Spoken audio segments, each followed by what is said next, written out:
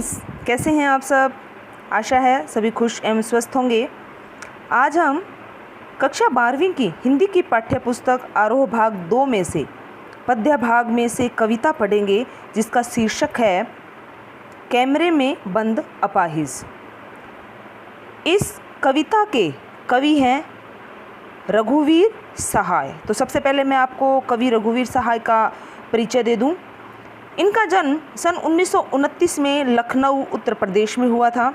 इनकी प्रमुख रचनाएं हैं अज्ञे द्वारा संपादित दूसरा सप्तक, जो 1951 में प्रकाशित हुआ था, आरंभिक कविताएं, महत्वपूर्ण काव्य संकलन, सीढ़ियों पर धूप में, आत्महत्या के विरुद्ध, हंसो हंसो जल्दी हंसो।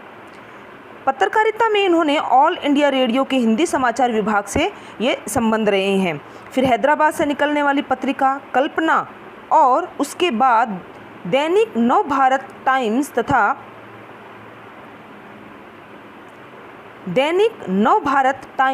तथा दिनमान से संबंध रहे। इन्हें साहित्य अकादमी पुरस्कार से सम्मानित किया गया। इनका निधन सन 1990 में दिल्ली में हुआ था। कुछ होगा अगर मैं बोलूँगा, न टूटे तिलिस्म सत्ता का, मेरे अंदर एक कायर टूटेगा। ये रघुवीर सहाय जी समकालीन हिंदी कविता के संवेदनशील नागर चेहरा है। सड़क, चौराहा, दफ्तर, अखबार, संसद, बस, रेल और बाजार की बेलौस भाषा में उन्होंने कविताएं लिखी। घर मोहल्ले के चरित्रों पर कविता लिखकर इन्हें हमारी चेतना का स्थायी नागरिक बनाया। हत्या, लूटपाट और आगजनी, राजनीतिक भ्रष्टाचार और छल छद्म उनकी कविता में उतरकर खोजी पत्रकारिता की सनसनीखेज रपटे नहीं रह जाते, आत्मान्वेषण का माध्यम बन जाते हैं। यह ठीक है कि पेशे से वे पत्रकार थे, लेकिन वे सिर्फ पत्रकार ही नहीं, सिद्ध कथाकार और कवि भी थे। कविता को उन्होंने एक कहानीपन और एक नाटकीय वैभव दिया। जातीय या व्यक्तिगत स्मृतियाँ उनके यहाँ नहीं के बराबर है, इसलिए उनके दोनों पांव वर्तमान में ही गड़े हैं। बावजूद इसके मार्मिक उजास और व्यंग्य बुझी खुरदरी मुस्कानों से उनकी कविता पटी पड़ी है। छंदानुशासन के लिहाज से वे भी अनुपम है, पर ज़्यादातर बातचीत की सहज शैली में ही उन्होंने लिखा और बखूबी लिखा है। बतौर पत्रकार और कवि घटनाओं में निहित विडंबना और त्रासदी को भी उन्होंने देखा। रघुवीर सहाय की कविताओं की दूसरी विशेषता है छोटे या लघु की महत्ता का स्वीकार। वे महज बड़े कहे जाने वाले विषयों या समस्याओं पर ही दृष्टि नहीं डालते, बल्कि जिनको समाज में हाशिए पर रखा जाता है, उनके अनुभवों को भी अपनी रचनाओं का विषय बनाते हैं। रघुवीर जी ने भारतीय समाज में ताकतवरों की बढ़ती हैसियत और सत्ता के खिलाफ भी साहित्य और पत्रकारिता के पाठकों का ध्यान खींचा। रामदास नाम की उनकी कविता आधुनिक हिंदी कविता की एक महत्वपूर्ण रचना मानी जाती है। अत्यंत साधारण और अनायास सी प्रतीत होने वाली शैली में समाज की दारुण विडंबनाओं को पकड़ने की जो कला रघुवीर सहाय की कविताओं में मिलती है, उसका प्रतिनिधि उदाहरण है यहाँ प्रस्तुत कविता कैमरे में बंद अपाहिज, जो लोग भूल गए हैं, संग्रह से ली गई है।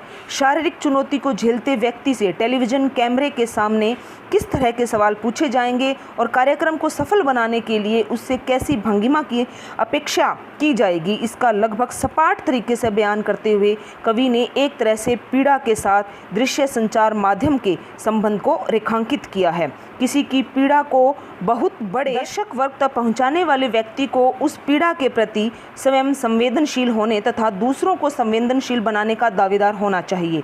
लेकिन विडंबना यह है कि आप जब पीड़ा को पर्दे पर उभारने का प्रयास करते हैं, तब कारोबारी दबाव के तहत आपका रवैया संवेदनहीन हो जाता है। सहाय जी की यह कविता टेलीविज़न स्टूडियो के भीतर की दुनिया को उभारती जरूर है, लेकिन यह आवश्यक नहीं है कि इसे सिर्फ टेलीविज़न माध्यम से जोड़कर देखा जाए।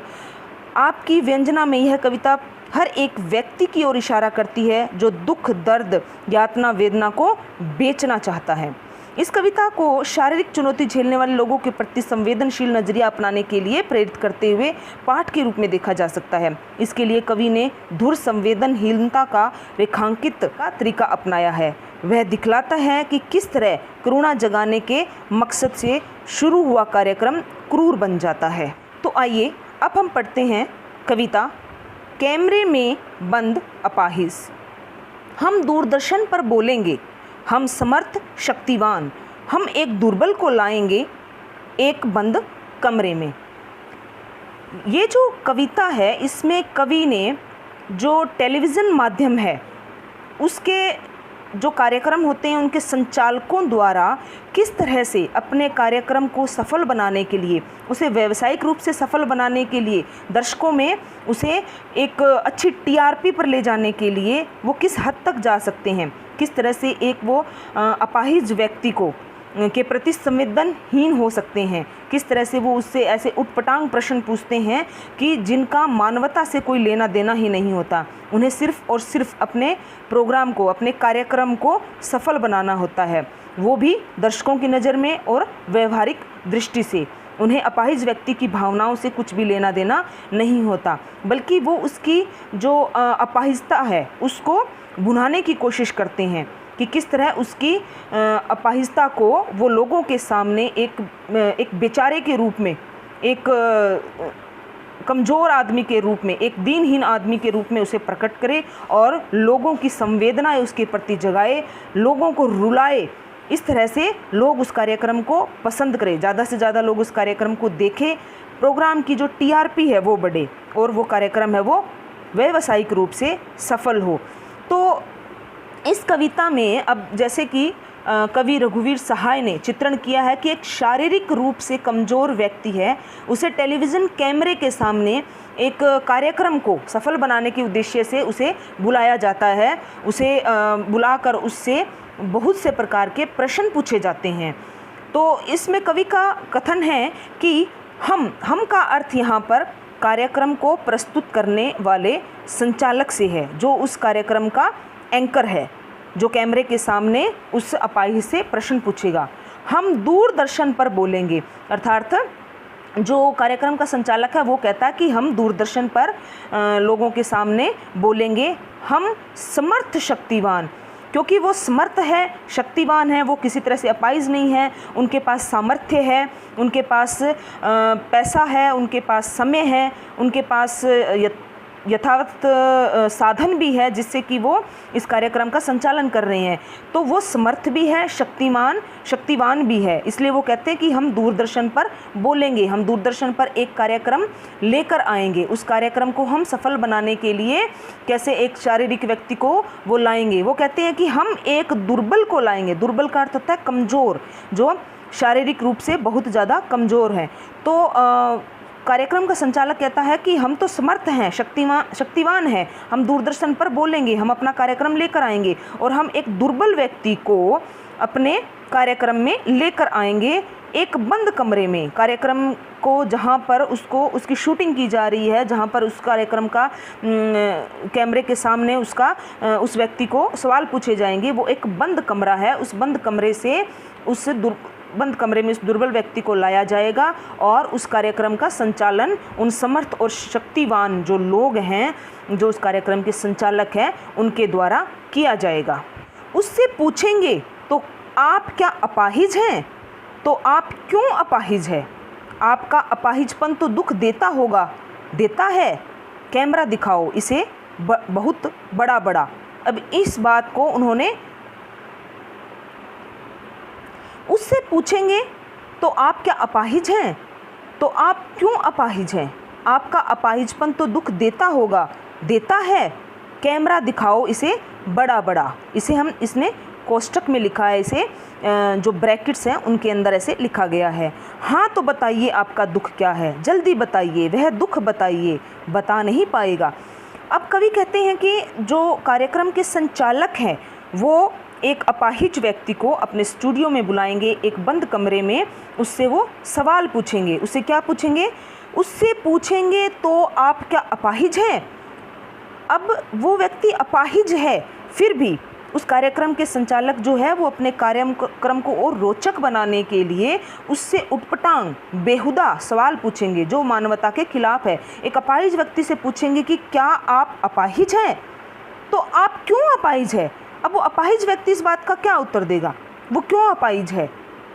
क्योंकि उसे भगवान ने, परमात्मा ने ऐसा ही बनाया है, वो उसकी गलती तो नहीं है, लेकिन उसकी संवेदनाओं को कुरेदने के लिए उसके अंदर के दुख को कुरेदने के लिए वो बार बार उससे ऐसे उटपटांग बेहुदा सवाल पूछेंगे कि क्या आप अपाहिज है। वो तो सामने ही दिखाई दे रहा है कि वो अपाहिज है, इसीलिए तो आप लोगों ने उसे स्टूडियो में बुलाया है। एक बंद कमरे में बैठ के आप उससे सवाल पूछ रहे हैं और एक कैमरे के ऊपर उसको रिकॉर्ड कर रहे हैं और लोगों को आप दिखा रहे हैं, फिर भी वो उससे पूछते हैं कि क्या आप अपाहिज है, तो आप क्यों अपाहिज है। तो आपने भी इस तरह से देखा होगा कि कोई भी जब प्रोग्राम, कोई न्यूज़ चैनल है, वहाँ के रिपोर्टर किसी बाढ़ग्रस्त एरिया में जाते हैं, क्षेत्र में जाते हैं, तो वहाँ बाढ़ में डूब रहे लोगों को की तरफ अपना कैमरा, अपने माइक कर करके पूछते हैं, क्या आप बाढ़ में फंस गए हैं, आपको बाढ़ में फंस के कैसा लग रहा है। तो ये एक तरह के बेहुदा सवाल होते हैं जो कि पत्रकार अक्सर करते हैं। वो अपने कार्यक्रम को लोगों तक पहुंचाने के लिए और अपने कार्यक्रम को सफल बनाने के लिए इस तरह के बेहुदा सवाल करते हैं। तो यहाँ पर भी वही चीज़ है, वो उस अपाहिज को बुलाकर अपने कार्यक्रम में पूछते हैं कि क्या आप अपाहिज है और आप अपाहिज क्यों है। फिर अगला सवाल तो और भी ज़्यादा दुखदाई है, आपका अपाहिजपन तो दुख देता होगा। अब एक अपाहिज को पूछ रहे हैं कि आपका अपाहिजपन आपको दुख तो देता होगा। तो क्या अपाहिजपन किसी को खुशी देता है? कोई भी अपाहिज होकर खुश होता है क्या? नहीं ना। तो उससे ऐसा बेहुदा सवाल पूछना कि आपका अपाहिजपन तो आपको दुख देता होगा। फिर लिखा है देता है, फिर बार बार उससे पूछते हैं क्या आपको आपका अपाहिजपन दुख देता होगा, फिर कहता देता है। बार बार उसकी उस कमजोरी को कुरेदा जाता है, उसकी इस कमजोरी पर प्रहार किया जाता है। फिर आगे कवि ने इस चीज़ को कोष्टक में लिखा है, कैमरा दिखाओ इसे बड़ा बड़ा। अब कार्यक्रम का जो संचालक है वो ऐसे ऐसे सवाल करके अपाहिज व्यक्ति के मन को और भी ज़्यादा दुखी कर देता है और उस व्यक्ति का जो दुख है वो उसके चेहरे पर स्पष्ट दिखने लग जाता है। वो कुछ बोलता नहीं है लेकिन उसके चेहरे पर उसके हाव भाव दिखने लग जाते हैं। तो कार्यक्रम का संचालक जो होता है वो अपने कैमरामैन को इशारा करता है कि इसे और भी बड़ा बड़ा करके, इसका जो फेस है, इसका जो चेहरा है, वो अपने कैमरे पे बड़ा करके जूम करके दिखाओ, ताकि दर्शकों को इसके चेहरे के ऊपर जो दुख और पीड़ा के भाव है वो अच्छी प्रकार से नज़र आए। क्योंकि जितना उसका दुख भरा, पीड़ा भरा चेहरा दर्शकों को नज़र आएगा, उतने ही दर्शक इस कार्यक्रम से जुड़ते चले जाएंगे। इस अपाहिज व्यक्ति के साथ उनकी भी भावनाएं जुड़ती चली जाएगी और जैसे जैसे व्यक्ति, दर्शक उसके साथ जुड़ते चले जाएंगे, वैसे वैसे कार्यक्रम है वो उनका सफल होता चला जाएगा। इसलिए इस बात को ब्रैकेट में दिखाया गया है कि कैमरा दिखाओ इसे बड़ा बड़ा, अर्थात कैमरामैन को बोला जाता है कि इसके फेस को, इसके चेहरे को, इसके हाव भाव को बड़ा बड़ा करके, जूम जूम करके इसको दिखाओ। हाँ, तो बताइए आपका दुख क्या है। अब फिर से वो संचालक हैं, वो अपाहिज व्यक्ति से प्रश्न पूछता है कि हाँ, फिर से बताइए आपका दुख क्या है। एक अपाहिज व्यक्ति से पूछा जाता है कि तुम्हारा दुख क्या है, वो क्या दुख बताए, जल्दी बताइए वह दुख क्या है। बता नहीं पाएगा। अब वो बार बार कहते हैं कि जल्दी से बताइए आपको क्या दुख है, आपको अपाहिज होकर कैसा लग रहा है, आपका अपाहिजपन आपको दुख तो देता होगा, आप अपाहिज क्यों है, तो आपको इस चीज़ से क्या दुख है, वो दुख हमें जल्दी जल्दी बताइए। लेकिन वह बेचारा इतना ज़्यादा दुखी हो जाता है, उसकी बातों से उसके मन के जो भाव हैं, जो दुख हैं, वो इतने ज़्यादा बढ़ जाते हैं कि वो बोल नहीं पाता है, वो बता ही नहीं पाता है। क्योंकि उसके दुख हैं वो उसकी जो संवेदनाएं हैं वो उसकी बोली पर, उसकी ज़ुबान पर हावी हो जाती है। वह अपनी संवेदनाओं को किसी के समक्ष रख ही नहीं पाता, वह बोलकर उन्हें प्रकट कर ही नहीं पाता। सोचिए, बताइए आपको अपाहिज होकर कैसा लगता है। कैसा यानी कैसा लगता है, हम खुद इशारे से बताएंगे कि क्या ऐसा। सोचिए, बताइए, थोड़ी कोशिश करिए, यह अवसर खो देंगे।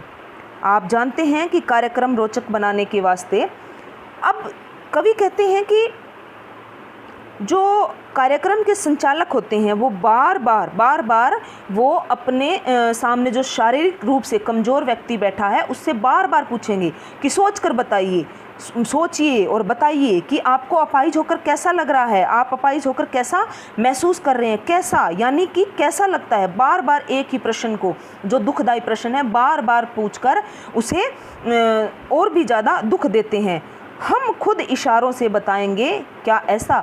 अब कवि कहते हैं कि जो कार्यक्रम के संचालक होते हैं फिर वो इशारे करके उस अपाहिज व्यक्ति को बताएंगे कि उन्हें ऐसा बोलना चाहिए कि हमें ऐसा लगता है, हमें वैसा लगता है, ताकि जो दर्शक है वो उसकी बात को सुने और अपाहिज व्यक्ति से ऐसे बार बार वो सवाल करते हैं और खुद इशारों से बताने की कोशिश करते हैं कि बताइए आपको, जैसे कहते हैं ना हम खुद इशारों से बताएंगे, यहाँ संचालक खुद कहता है कि हम उसको अपाहिज व्यक्ति को इशारों से बताएंगे कि तुम ऐसा बताओ कि हमें ऐसा लग रहा है, ऐसा लग रहा है, उसे ऐसा बोलना चाहिए। बार बार वो ऐसे से सवाल करते हैं, सोचिए, बताइए, थोड़ी कोशिश करिए। अब वो बार बार उससे कहते हैं कि सोचो, बताओ तुम्हें ऐसा अपाहिज होकर कैसा लग रहा है। बार बार वो शारीरिक रूप से दुर्बल व्यक्ति को यही प्रश्न पूछते हैं कि तुम्हें शारीरिक रूप से अक्षम होकर कैसा लग रहा है, तुम कैसा महसूस कर रहे हो। यहाँ पर कवि ने दूरदर्शन वालों पर कटाक्ष किया है, व्यंग्य किया है। वो कहते हैं कि टेलीविज़न कैमरे वाले लोग ऐसे अपाहिज व्यक्ति की भावनाओं को नहीं समझते।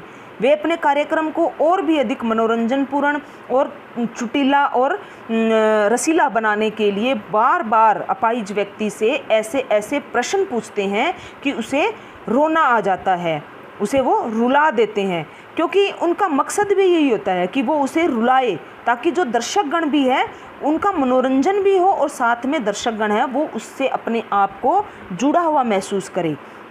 यह अवसर खो देंगे, लेकिन क्या होगा कि जो अपाहिज व्यक्ति है वो यह सब बताने, उसका इशारा नहीं समझ पाएगा, लेकिन या इशारा समझने के बावजूद भी वो बोल नहीं पाएगा कि उसको अपाहिज होकर कैसा लग रहा है। तो यह अवसर इन संचालकों के हाथ से निकल जाएगा, वो उसको अपाहिज व्यक्ति उनके सामने कुछ भी नहीं बता पाएगा। आप जानते हैं कि कार्यक्रम रोचक बनाने के वास्ते हम पूछ पूछ कर उसको रुला देंगे। इंतज़ार करते हैं आप भी उसके रो पड़ने का करते हैं, यह प्रश्न पूछा नहीं जाएगा। अब कवि कहते हैं कि आप जानते हैं कि कार्यक्रम रोचक बनाने के वास्ते हम पूछ पूछ कर उसको रुला देंगे। कवि कहता है कि जो कार्यक्रम का संचालक होता है वो इस तरह से बार बार अपने कार्यक्रम को रोचक बनाने के लिए बार बार ऐसे ऐसे प्रश्न पूछ पूछ कर उस अपाहिज व्यक्ति को रुला देंगे। उसको रुलाने के लिए वो उसके रोने की वो प्रतीक्षा करेंगे, इंतज़ार करते हैं। लेकिन इंतज़ार करते हैं आप भी उसके रो पड़ने का, आप भी अर्थात दर्शक भी। अब दर्शक भी उसके रो पड़ने का इंतज़ार करते हैं, क्योंकि दर्शक जब उसको देखते हैं रोते हुए तो उसके साथ अपने आप को जुड़ा हुआ महसूस करते हैं। यह प्रश्न पूछा नहीं जाएगा। कवि का कथन है कि आप लोगों से यह प्रश्न नहीं पूछा जाएगा कि आप उसके रो पड़ने का इंतज़ार क्यों करते हैं, लेकिन दर्शक उसके रो पड़ने का भी इंतज़ार करते हैं, क्योंकि उन्हें पता है कि जब ये व्यक्ति रोएगा, संचालकों को ये पता है कि जब ये व्यक्ति रोएगा तो दर्शक भी उसके साथ अपने आप को जुड़ा महसूस करेंगे। दर्शक भी चाहते हैं कि ये रो पड़े, अपने दुख को रो रो कर व्यक्त करे, उसी से दर्शकों को आनंद मिलता है। वो कार्यक्रम है वो रसीला बनता है, चुटीला बनता है और अत्यंत मनोरंजनपूर्ण बनता है। लेकिन दर्शकों से ये प्रश्न पूछा नहीं जाएगा कि आप उसके रो पड़ने का इंतज़ार क्यों करते हैं। फिर हम पर्दे पर दिखलाएंगे फूली हुई आँख की एक बड़ी तस्वीर, बहुत बड़ी तस्वीर, और उसके होंठों पर एक कसमसाहट भी। आशा है आप उसे उसकी अपंगता की पीड़ा मानेंगे। एक और कोशिश, दर्शक धीरज रखिए, देखिए, हमें दोनों एक संग रुलाने हैं। फिर कवि कहते हैं कि इतना सब कुछ होने के बाद जो कार्यक्रम का संचालक है वो कहता है कि हम पर्दे पर ही, यानी दूरदर्शन के पर्दे पर हम आपको दिखलाएंगे। क्या दिखलाएंगे? फूली हुई आँख की एक बड़ी तस्वीर। क्योंकि जो अपाहिज व्यक्ति है इतने सारे प्रश्न पूछते हैं, जब उसकी भावनाओं को, उसकी संवेदनाओं को कुरेदते हैं तो उसकी आँखें हैं वो रो पड़ती है, तो उसकी आँखें हैं रोने से फूल जाती है। तब अब आपके पर्दे पर उसकी फूली हुई आँख की एक बड़ी सी तस्वीर आपको दिखाई देगी, बहुत बड़ी तस्वीर। अर्थात आँख को जूम करके वो कैमरे पर दिखाएंगे, आँख को नज़दीक से वो कैमरे पर दिखाएंगे, और उसके होंठों पर एक कसमसाहट भी। फिर उसके होंठों पर आपको कैमरा जूम करके दिखाएंगे, क्योंकि उसके होंठ कुछ बोल पालने की स्थिति में नहीं है, वो दुख की स्थिति में कसमसाहट उसके होंठों पर नज़र आएगी। अर्थात वो अपने होंठों को होंठों पर एक कसमसाहट है वो आपको नज़र आएगी। आशा है आप उसे उसकी अपंगता की पीड़ा मानेंगे। अब इस चीज़ को कोष्टक में ब्रैकेट में इन्होंने दिखाया है, तो यहाँ पर कार्यक्रम का जो संचालक है वो दर्शकों से, हमसे ये उम्मीद करता है कि उसके अपाहिज के बोले बगैर, उसके बिना कुछ कहे, उसकी फूली हुई आँख को, उसके होठों की कसमसाहट को देखकर आप समझ जाएंगे कि ये उसकी अपंगता की पीड़ा ही है। आप इस बात को मानेंगे कि ये उसकी अपंगता की पीड़ा ही है। हालांकि वो अपने मुंह से बोलकर आपको कुछ नहीं बोल रहा है, वो नहीं बता रहा है कि वो अपाहिज क्यों है, उसे अपाहिज होकर कैसा लग रहा है, लेकिन उसकी जो रो रो कर फूली हुई आँख है और जो उसके होठों पर कसमसाहट है, उससे आप उसकी पीड़ा का अंदाज़ा लगा लोगे और आप उसको उसकी अपंगता की पीड़ा ही मानेंगे। एक और कोशिश दर्शक, धीरज रखिए, देखिए हम दोनों एक संग रुलाने हैं। अब कवि कहता है कि जो टेलीविज़न कैमरे के सामने प्रस्तुत करने वाला जो संचालक होता है, वो बार बार अपाहिज को दिखाता है और दर्शकों को कहता है कि आप धैर्य बनाए रखिए, आप धीरज रखिए, क्योंकि वो एक और कोशिश करना चाहता है। वो दर्शकों को कहता है कि मैं एक और कोशिश करता हूँ, देखिए हमें दोनों एक संग रुलाने। अर्थात इस कार्यक्रम का संचालक कहता है कि हमें आप दोनों को, दोनों कौन, अपाहिज व्यक्ति और दर्शक, इन दोनों को हमें एक संग रुलाना है। अर्थात जो अपाहिज व्यक्ति है वो उसकी पीड़ा को हम दिखाएंगे। जब वो रोएगा तो उसे देखकर जो दर्शक है वो भी अपने आप को संभाल नहीं पाएंगे और उसको रोता हुआ देखकर वो भी रोने लग जाएगा। इससे कवि का अभिप्राय है कि जो दूरदर्शन वाले जो ये संचालक होते हैं, वो बार बार किसी अपाहिज व्यक्ति की पीड़ा को दिखाते हैं और उसको रुलाते हैं, और उसको रुलाने के बाद दर्शकों के मन में भी उसके लिए जो संवेदनाएं जाग जाती है, तो उसको रोता हुआ देखकर वो भी रो पड़ते हैं और वो चाहते हैं कि दर्शक भी रोए। जो बार बार जो उसकी दुर्बलता को दिखाते हैं अपाहिज व्यक्ति की, तो वो सब दर्शकों के सामने दिखाए ताकि वो लोग भी रोए, और उनके रोने से ही दर्शक उस कार्यक्रम से जुड़ पाएंगे और दर्शकों का जुड़ना ही इस कार्यक्रम की सफलता मानी जाएगी। आप और वह दोनों, कैमरा बस करो नहीं हुआ रहने दो, पर्दे पर वक्त की कीमत है। इस बात को भी एक ब्रैकेट में दिखाया गया, कोष्टक में दिखाया गया है। अब मुस्कुराएंगे हम, आप देख रहे थे सामाजिक उद्देश्य से युक्त कार्यक्रम, बस थोड़ी ही कसर रह गई, धन्यवाद। अब यहाँ पर कवि कहते हैं कि जो कार्यक्रम के संचालक है वो कहते हैं कि आप और वह दोनों, अर्थात आपको और उस अपाहिज को, हम दोनों को एक साथ ही रुला देंगे। आप थोड़ा धीरज रखिए, आप थोड़ा इंतज़ार करिए, आप दोनों को ही हम रुला देंगे। लेकिन फिर ये कोष्टक में, जो ये ब्रैकेट में लिखा हुआ है, इसे पढ़िए। कैमरा बस करो नहीं हुआ रहने दो, पर्दे पर वक्त की कीमत है। अब क्या होता है कि कोई भी टेलीविज़न पे कोई भी प्रोग्राम होता है तो उसका एक निश्चित वक्त होता है, समय होता है, वो एक निश्चित समय तक ही दिखाया जाता है। मान लो कि वो आधे घंटे का प्रोग्राम है तो उसको आधे घंटे के अंदर ही उसको समाप्त करना होता है। तो अब उस कार्यक्रम का जो समय है वो समाप्त हो चुका है, इसलिए दर्शकों के रोने से पहले ही वह कार्यक्रम है जो वो अपने समय सीमा को पूरी कर चुका है। इसलिए वो संचालक वो कैमरामैन से कहता है कि कैमरा बस करो, कि अब शूटिंग है वो रोक दो, अब बस करो, नहीं हुआ रहने दो, कि नहीं रो रहे हैं ये दर्शक, नहीं रो रहे हैं या ये अपाहिज नहीं रो रहा है तो रहने दो, छोड़ दो इस बात को। पर्दे पर वक्त की कीमत है, कि हमारा वक्त बहुत कीमती है, हमारा जो वक्त है वो अब इस कार्यक्रम के लिए समाप्त हो चुका है, तो इसलिए हम इसको ज़्यादा वक्त नहीं दे सकते क्योंकि हमारा वक्त बहुत कीमती है। अब मुस्कुराएंगे हम। अब ये कार्यक्रम जब ख़त्म होता है तब जो कार्यक्रम का एंकर होता है या संचालक होता है वो बाद में मुस्कुरा के उस कार्यक्रम के बारे में 2 लाइनें समाप्ति की घोषणा अवश्य करता है। तो अब यहाँ पर जो संचालक है वो मुस्कुराएगा, कहते हैं अब मुस्कुराएंगे हम। अब वो मुस्कुराते हुए जो दर्शकों से रूबरू होता है, क्या कहता है, आप देख रहे थे सामाजिक उद्देश्य से युक्त कार्यक्रम।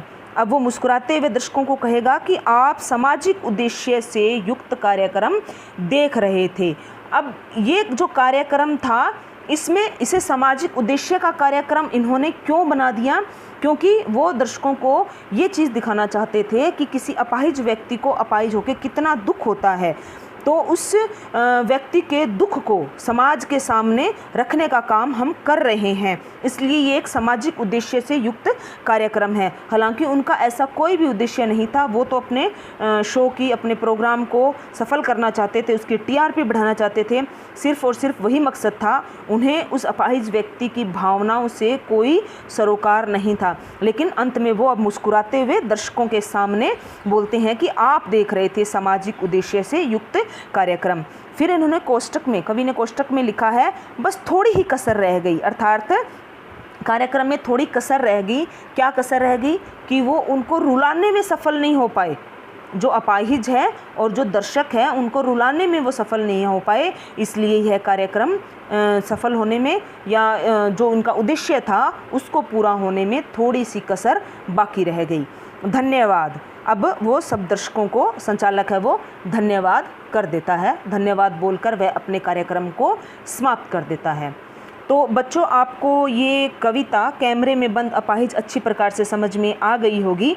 इसमें किस तरह से जो टेलीविज़न जगत है उससे जो जुड़े हुए लोग हैं उनकी जो वास्तविकता से आपको रूबरू करवाया गया है कि किस तरह से वो अपने कार्यक्रम को सफल बनाने के लिए किसी भी हद तक जा सकते हैं, किसी भी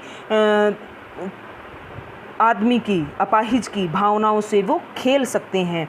उनकी भावनाओं से, उनकी संवेदनाओं से उनका कोई लेना देना नहीं होता। वो सिर्फ़ और सिर्फ अपने प्रोग्राम को सफल बनाना चाहते हैं, सिर्फ़ और सिर्फ अपने टीआरपी बढ़ाना चाहते हैं, व्यावसायिक रूप से सफलता प्राप्त करना चाहते हैं। उन्हें इस चीज़ से कोई मतलब नहीं कि इस तरह के सवाल पूछकर वो उस व्यक्ति की भावनाओं के साथ खिलवाड़ कर रहे हैं, उसकी जो दिल का जो दर्द है, जो पीड़ा है, उसको बढ़ा रहे हैं। तो आपको ये पोइम, ये कविता अच्छी प्रकार से समझ में आ गई होगी। धन्यवाद।